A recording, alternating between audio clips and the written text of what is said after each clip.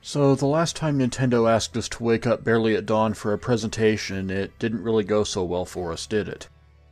Even now, I still hold a grudge over last year's Pokémon Presents, to the point that I kind of worried that they had cursed the February Direct by putting it in the early morning time slot.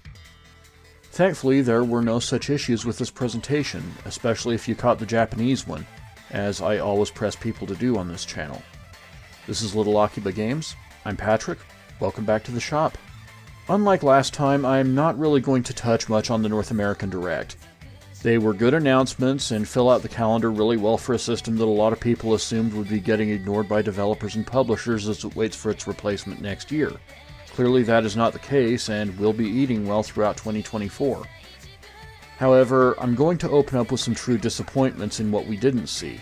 Specifically, Sega's Skies of Arcadia and F-Zero GX, and Namco's Star Fox Assault. The latter two in particular are said to be all but done, so what are they waiting for? Additionally, Hi-Fi Rush, which should have been an absolute lock to go to the Switch, was absent among the Xbox titles shown in the Direct.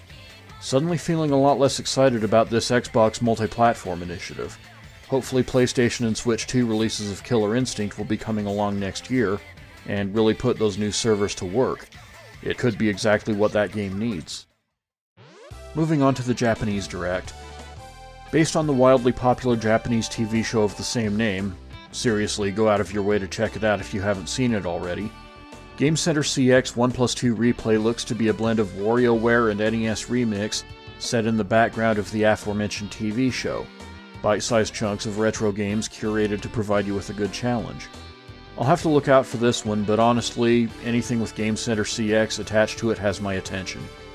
An apparent attempt to bridge the gap between Rock Band and Rocksmith, Guitar Life uses a more detailed guitar controller, apparently, to nudge players closer to using an actual guitar than the popular music games of 15 to 20 years ago. The track list seems to be largely public domain tunes, however, and rudimentary ones at that, so that may have kept it off of the International Direct. Keep an eye on this should it branch out into a larger franchise. Reynatis. Actually, you know what, I'm going to circle back to this one. This isn't the appropriate point of the video to bring it up.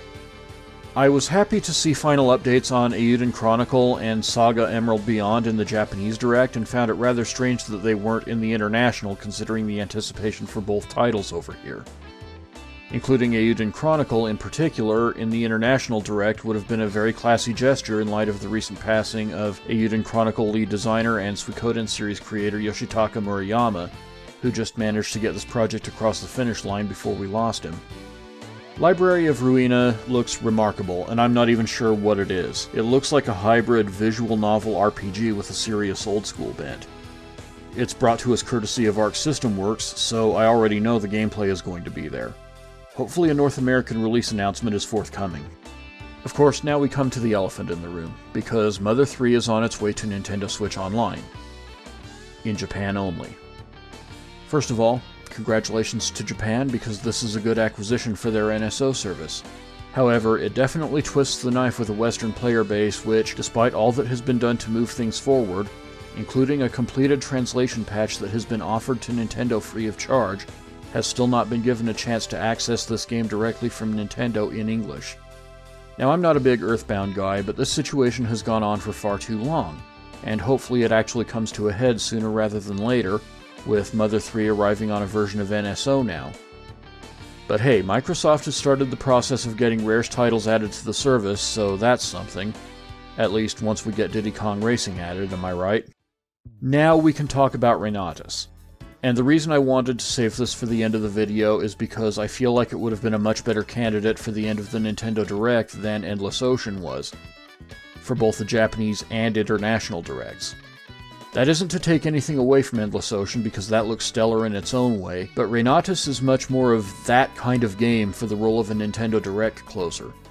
I have no idea why this game was left out of the International Direct altogether because it absolutely needs to be brought to North America and Europe, and would fit in perfectly with other third-party action RPGs that have found extremely respectable audiences on the Switch.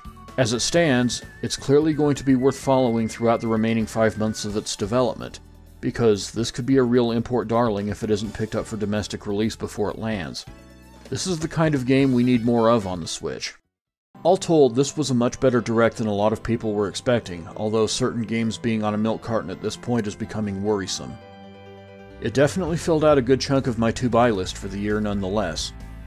But how about all of you? What games did you come away from the Direct ready to pick up for your Switch library? Let me know down in the comments and we'll talk about it at length.